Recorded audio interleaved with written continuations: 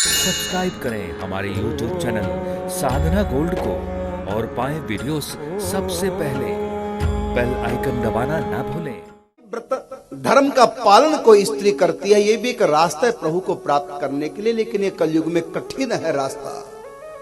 आस्था, श्रद्धा, विश्वास नहीं रहा, ना पति पे विश्वास भी कैसे करें। जो दुर्गति पतियों की और पत्नियों की, लड़कियों की और लड़कों की, चाहे कंवारे हैं चाहे शादीशुदा, बुरा नहीं मानना। मेरे पास बड़े बड़े समाचार आते हैं, जो मंच की मर्यादा है मैं उन शब्दों का प्रयोग नहीं कर सकता। आजकल चाहे कंवारा लड़का लड़की है चाहे शादीशुदा, परमात्मा ने जो सुख दिया उसमें संतोष नहीं है, दूसरे सुख की तरफ दृष्टि है। ना धर्म का भय रहा, ना भगवान का भय, ना लोक का भय, ना परलोक का भय। अधिकतर अपने चरित्र का हनन कर रहे हैं, जानवरों जैसा जीवन जी रहे हैं। जैसे जानवरों में कोई रिश्ते नहीं होते, सब इक्वल है। ये हाल इस कलयुग में रिश्तों का हो गया।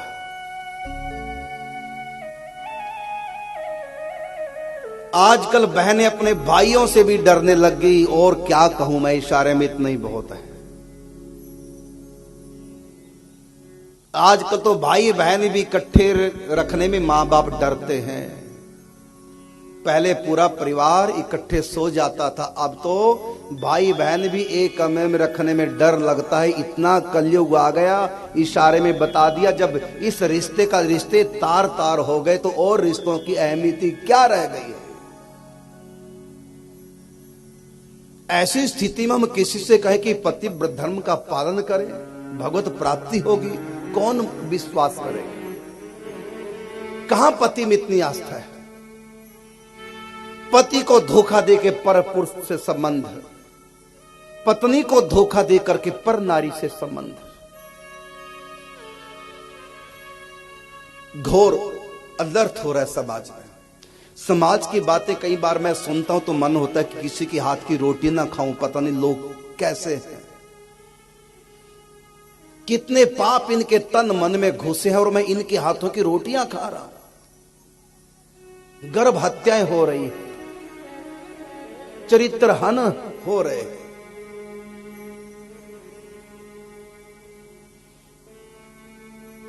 अब ऐसी स्थिति में कैसे जीव का निस्तार हो। बस ढके ढोली ठीक है,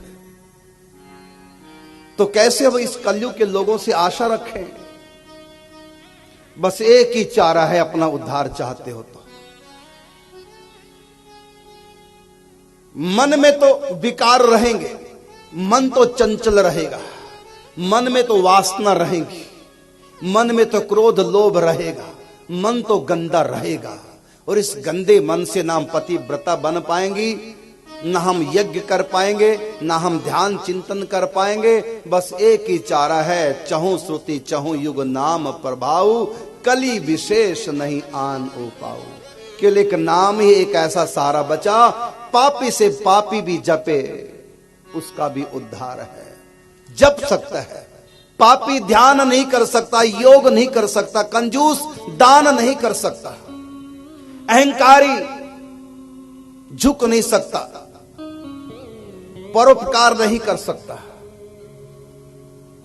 तो ऐसी स्थिति में जीव का निस्तार कैसे हो। तो नाम जप करो, यही कलयुग की प्रथम विशेषता है।